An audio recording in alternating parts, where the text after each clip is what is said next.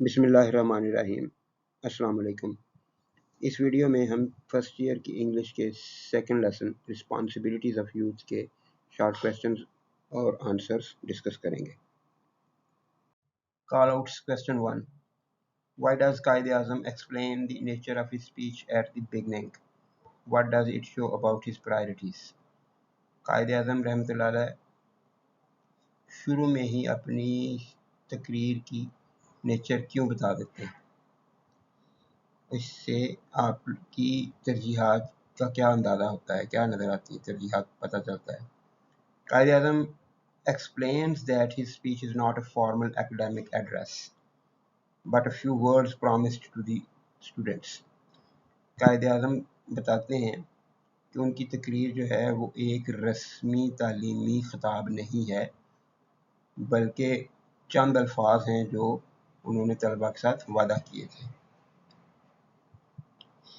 This shows that he prioritizes speaking to the youth directly.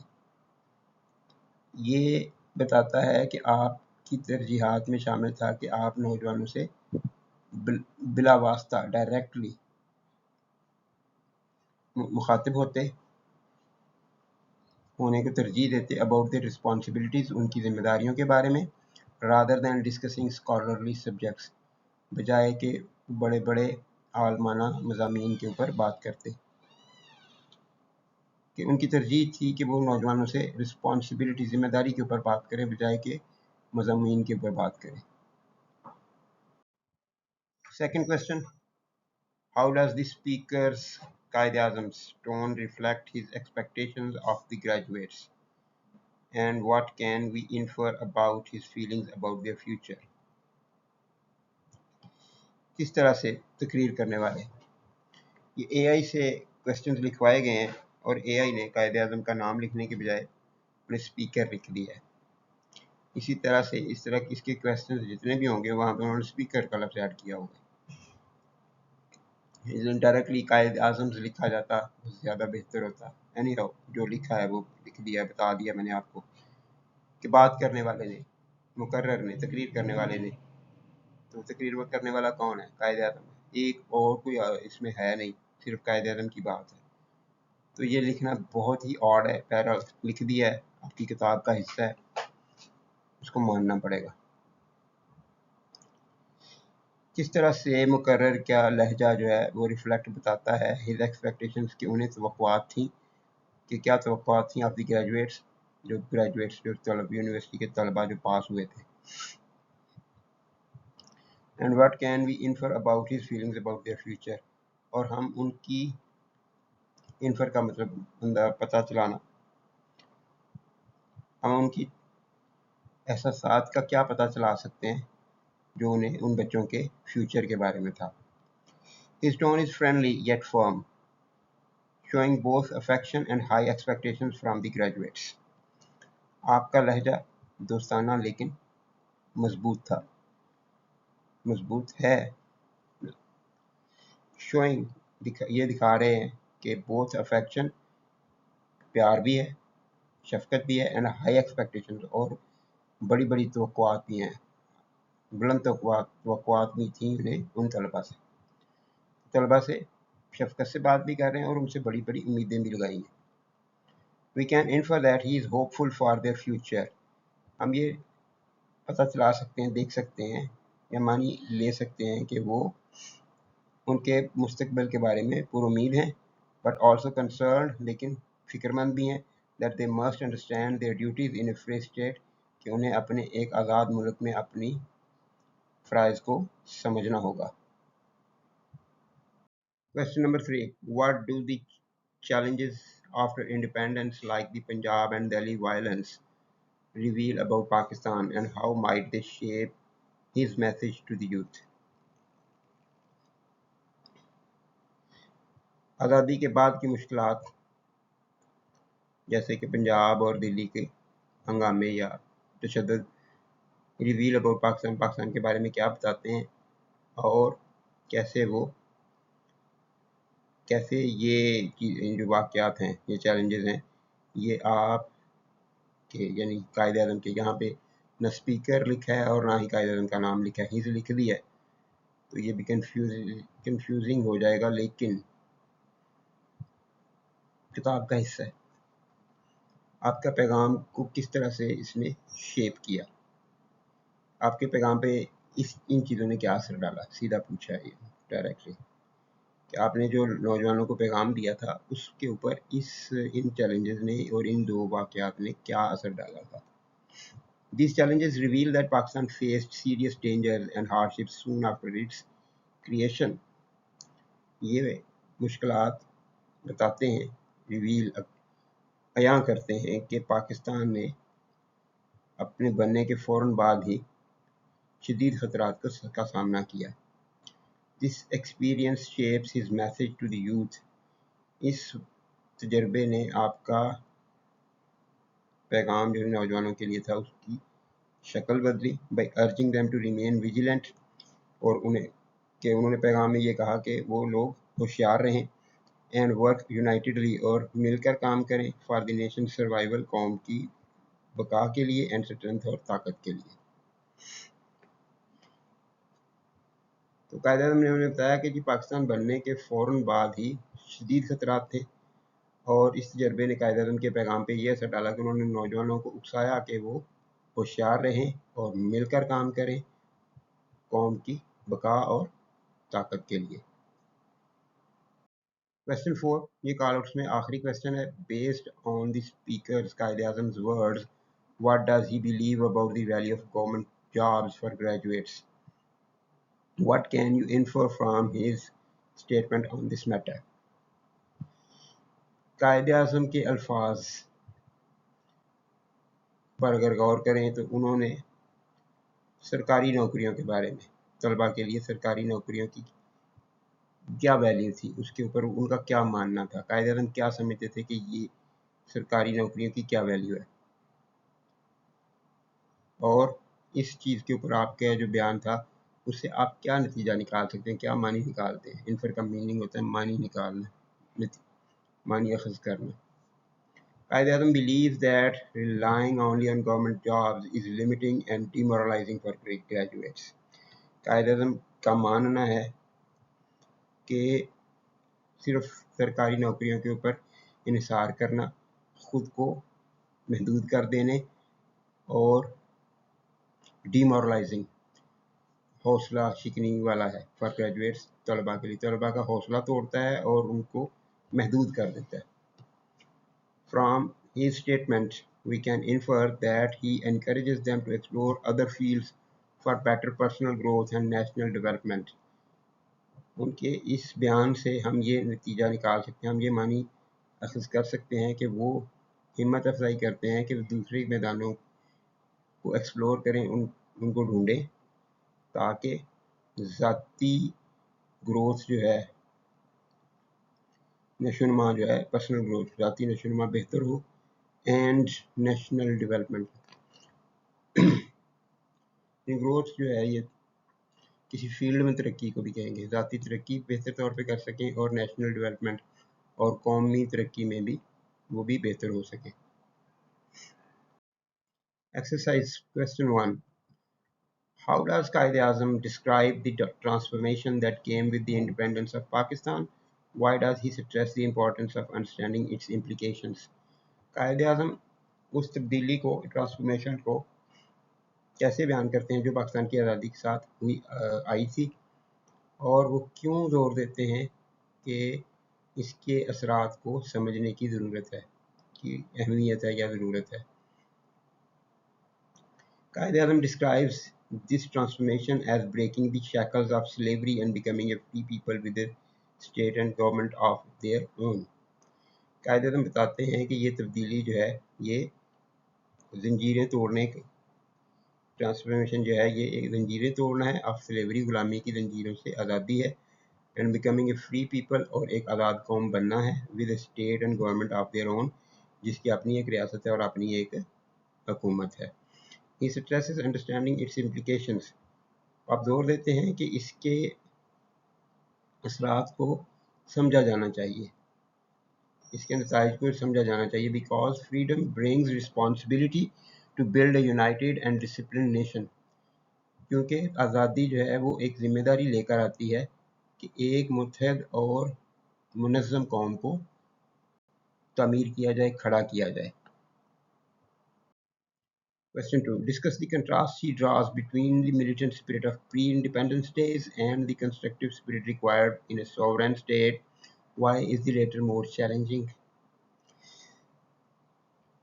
وہ فرق کے اوپر ڈسکشن کریں، بات چیت کریں جو قائد اعظم نے ڈرا کیا ہے، نکالا ہے بٹوین دی ملیٹنٹ اسپرٹ، لڑائی کے جذبے کے، آف پری انڈیپینڈنس ڈے، آزادی سے پہلے کے دنوں کی جو ملیٹنٹ اسپرٹ تھی، جو لڑائی کا جذبہ تھا اس کے درمیان، اینڈ دی کنسٹرکٹیو اسپرٹ، اور تعمیری جذبہ required in a sovereign state, جو ایک خود مختار ریاست میں چاہیے ہوتا ہے۔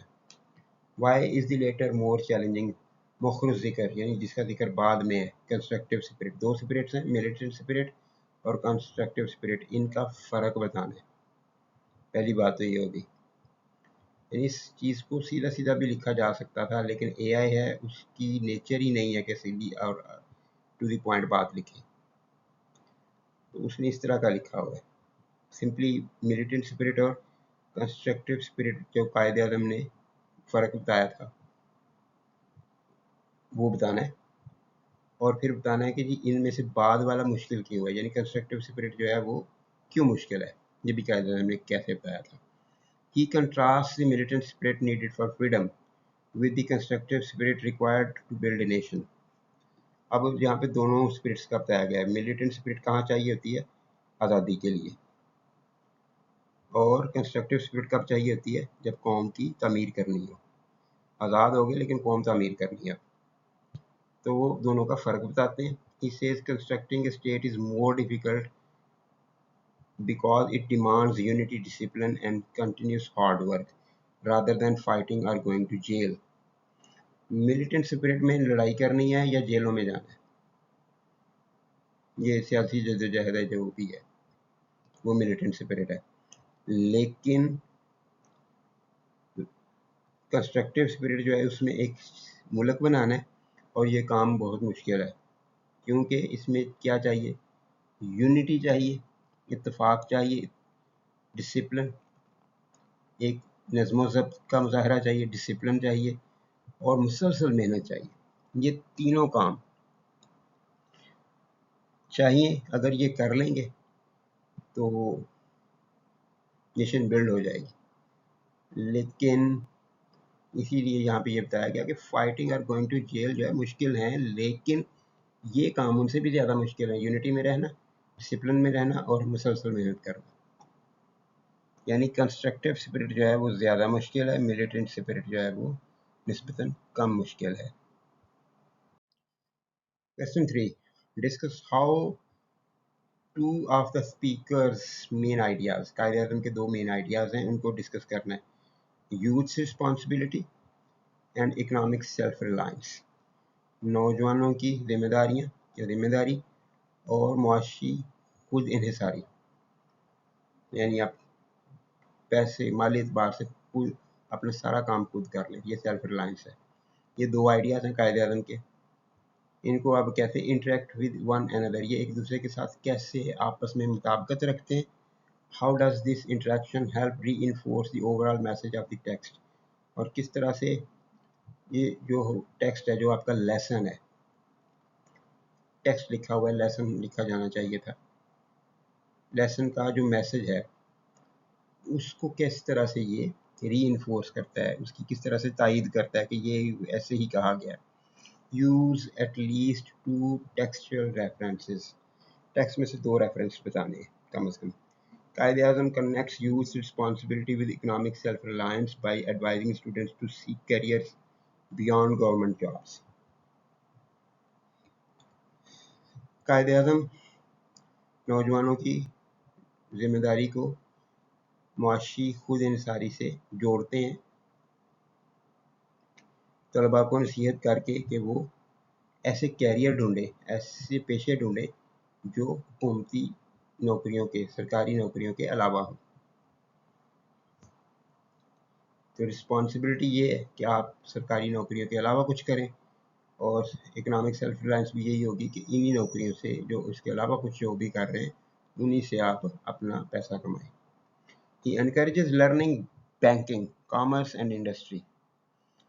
وہ انکریج کرتے ہیں، وہ حوصلہ بڑھاتے ہیں کہ بینکنگ سیکھیں، کامرس سیکھیں اور کارخانے لگائیں، انڈسٹری صنعتیں لگائیں. سینگ، اب وہ جو کنٹیکسچوئل انہوں نے 2 مانگے تھے ریفرنسز، اس میں سے ایک ہے دیر از immense scope in technical education. Technical education میں بہت زیادہ فائدہ ہے. اسکوپ کا مطلب ہوتا ہے کوئی کامیابی کے چانسز، مستقبل میں کامیابی کے بہت زیادہ چانسز ہیں ٹیکنیکل ایجوکیشن کے. And you will just be helping not only yourself, اور اس طرح سے آپ صرف اپنے آپ کی مدد نہیں کر رہے ہوں گے بٹ آلسو یور اسٹیٹ، بلکہ اپنی ریاست کی بھی. This interaction and reinforces that national progress depends on skilled self reliant citizens. یہ انٹریکشن جو ہے، یہ جو تعلق بنایا گیا ہے، یہ بتاتا ہے، یہ ری انفورس کرتا ہے، اس بات کی تائید کرتا ہے کہ قومی ترقی جو ہے اس کا انحصار ہنرمند اور خود پر انحصار کرنے والے شہریوں پر ہوتا ہے. Question 4. Explain the significance of the speaker's Quaid اعظم's criticism of the colonial education system. What mindset did it create among students? Quaid Azam نے جو نوآبادیاتی تعلیمی نظام کے اوپر جو تنقید کی تھی اس کی اہمیت بتائیے، اور اس میں کس طرح کی ذہنیت پیدا کی ہوئی تھی طلباء میں. He criticizes the colonial education system for producing well-trained clerks. آپ تنقید کرتے ہیں نوآبادیاتی نظام تعلیم کو کہ وہ تربیت یافتہ کلرک پیدا کرتے ہیں، اور کوئی نہیں ہے. مینلی کا مطلب یہ ہے کہ زیادہ تر وہ ویل ٹرینڈ کلرک پیدا کر سکتا ہے، اس سے بہتر کوئی بھی انسان وہ نہیں پیدا کرتا. This created a mindset where students only aspired to secure government jobs. اس سے ایک ایسی ذہنیت پیدا ہوئی جہاں قائد اعظم نے، یہاں بچوں نے صرف اتنی ہی خواہش رکھی کہ وہ سرکاری نوکریاں حاصل کریں گے، considering it the highest achievement، اور اسے سب سے بڑی کامیابی سمجھتے رہے. Question 5. Why does Quaid Azam discourage the pursuit of government service as the sole ambition of graduates? What problems does he foresee in this trend? Quaid Azam کیوں ڈسکریج کرتے ہیں، حوصلہ شکنی کرتے ہیں کہ سرکاری نوکریاں کے پیچھے پڑا جائے، سرکاری نوکریاں ڈھونڈی جائے as the civil ambition of graduates, جو کہ طلباء کا ایک واحد مقصد تھا. What problems does he foresee؟ کیا مسائل انہوں نے دیکھے in this trend، اس رجحان میں. He discourages it because the government cannot employ thousands and competition for such jobs leads to demoralization. وہ اس بات کی حوصلہ شکنی اس لیے کرتے ہیں کہ حکومت ہزاروں لوگوں کو نوکری نہیں دے سکتی، اور اس میں جو مقابلہ ہے وہ پھر حوصلہ شکنی کرتا ہے، ڈیمورلائزنگ کرتا ہے. He warns that disappointed graduates may be exploited by selfish people with hidden agendas. وہ خبردار کرتے ہیں کہ اس طرح کے جو نوجوان طلباء ہیں جو مایوس ہو چکے ہوں، انہیں خود غرض لوگ اپنی خفیہ چیزوں کے لیے، خفیہ باتوں کے لیے غلط طور پر استعمال کریں گے. Question 6. What does Quaid Azam mean when he says that freedom does not mean license? Explain in your own words. Quaid Azam کا کیا مطلب تھا جب وہ کہتے ہیں کہ آزادی کا مطلب لائسنس نہیں ہے؟ اسے اپنے لفظوں میں بیان کیجیے. By this he means that freedom does not allow people to act carelessly or selfishly. اس سے آپ کا مطلب یہ ہے کہ آزادی لوگوں کو اجازت نہیں دیتی کہ وہ لاپرواہی سے کام کرے یا پھر خود غرضی سے کام لے. Instead it requires behaving responsibly. اس کی بجائے اس میں ذمہ داری کا مظاہرہ کرنا ہوتا ہے، ذمہ داری والا رویہ اختیار کرنا ہوتا ہے، कीपिंग इन माइंड, जहन में ये रखना होता है that interest of others and the state, लोगों की और दूसरों और रियासत की के मफाद को जहन में रखते हुए रिस्पॉन्सिबिली, जिम्मेदारी का रवैया अख्तियार करें।